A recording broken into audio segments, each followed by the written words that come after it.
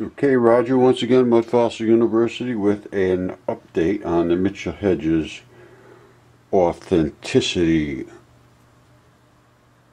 research, and I believe this is pretty good evidence.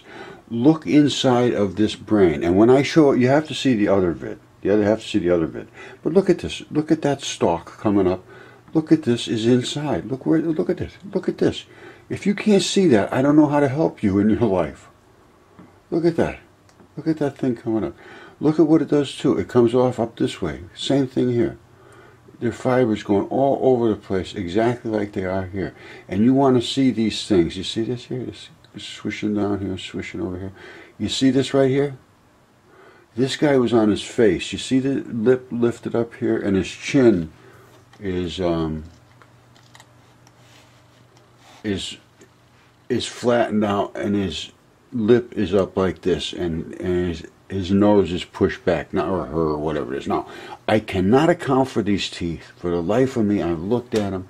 Although the chin is pushed in, his face was like this. He's laying on his face like this. That's why the brain shifted forward. You see it? That's why this is so much clearer than that. That still has all of the same stuff that this one had in it. You see it right there? It's the exact same thing.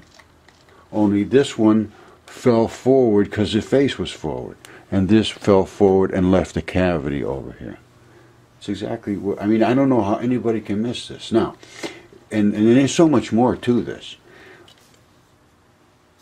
You see, this is the optic nerve. You see that right there? Same thing right there. That's the optic nerve. That is the eye socket. All right, watch this. That's the optic nerve going into the eye socket, and it's just a perfect cup-looking thing, and that is exactly what it is. And when you take the eyeball out with its muscles, and I can show you that right over here. Hold on. I'm not going to leave it over here long, but you see that cavity right here? That's the cavity that was left. That is the actual optic nerve. And when the guy did this with light, strobing light through the actual Michell-Hedges, it shot out rays of light out of here. You have to go see the other video. But that thing, there's no question it's correct. I mean, there's not one thing that is wrong. This is Bill Holman, and this is from Jumping Jacker 1. It's called The Most Famous Crystal Skull, and it's fabulous. Now, they took this and they had it analyzed by the Smithsonian and all kinds of things. They couldn't find anything against it other than that they just decided it wasn't real. Now, I'm going to show you why it is real, and I'll show you the neural activity that's in here that I was talking about. Now watch what it does, and I'll try to point this out as we go along. That's just another one of the mysteries that comes to the skull. But we found that when we were using a photon camera that shows energy, and by watching it and separating the skull from the top from the jaw, that the energy was not so great in the jaw until we put it together. It was like a key going in a lock. So that was kind of an unusual thing. So the jaw comes right off, just like a normal skull. Now look at the interplay in the neural area. You know, it could have been, they say, made in Germany. They say made in the Mayas made it. They say Atlanteans made it. They say it was brought from people from the Star People.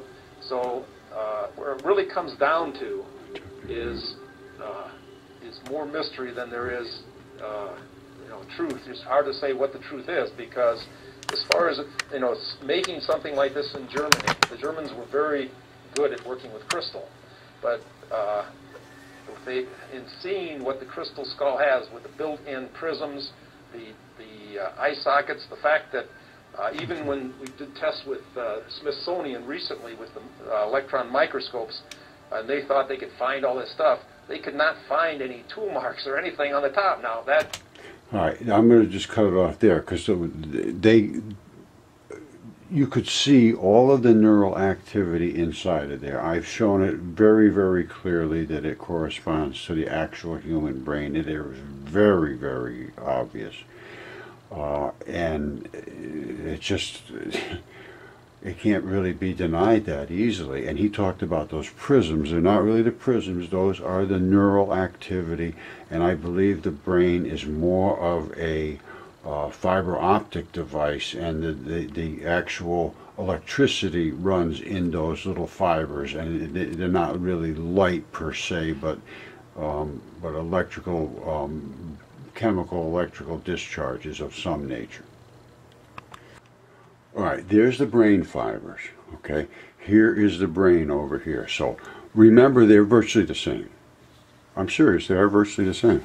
Now, let's look at this closer then. Now, if we went and put the light here, I almost can tell you that that is going to follow the pathways, and if we could twist it and so forth and articulate it in such a way as to hit these areas and so forth, and I know they're hitting some of them because they're coming out of the brain stem right into the, from the, from the eye, optic nerve, I'm sorry. From the optic nerve, they're coming right out here, right? We know, we can see that. So they're somehow getting those lights, and we could see them flashing and doing things up in here. Now, he called them prisms. They're not caused by prism effects, I don't believe. But I can tell you one thing, that thing was alive. I will certify that. Mud Fossil University, who is the leader in mud fossil research and understands these things better than anyone on the planet right at this moment, certifies that as 100% authentic. By the way, the reason I'm going to certify this 100% authentic is because they can always come up with some reason. Oh, they must have had 10,000 guys using copper chisels and walking up hills and doing this with water and logs and this and that. Well, you could put 100,000 guys trying to make this. You're not going to make that. Only thing that can make that is God. And this is from a living creature. There is no way, none, for any human being to make this. This was a living creature, and the chemistry of it now is somewhat understood as well. It is the same sort of process as happens with quartz crystals. Everybody sees them, they're completely clear, only this is something that's a little bit different. It's called, I believe, water glass. I believe that's what it is, water glass. And it just turns clear, and it will actually mold into the shape of what the original thing was, and it requires some extremely unique chemistry of pH and water clarity and a lot of things like this. And there's some other chemistry that there's no need to go into that, but it is there and it is not deniable. So I am going to say it's authentic. Now, if you can come up with some way to disprove that, I would love to see that. Because nobody has disproven anything. All they have been able to do is say, well, we don't like it because the teeth aren't right. And I've got to be honest with you, I don't know what to say about that. Because normally you would have like canines, and you'd have like this and that, and was this thing a plant eater? I don't know. It's not natural, I can tell you that. That is the one thing that does perplex me. I even think I see his tongue in there, you see that? It's just, there's no way you can deny this. Look at the brain stem. I mean, his eye socket, the nerves, it's just amazing. So that's the case. Mud Fossil University on YouTube. Get up there and find out about a little reality.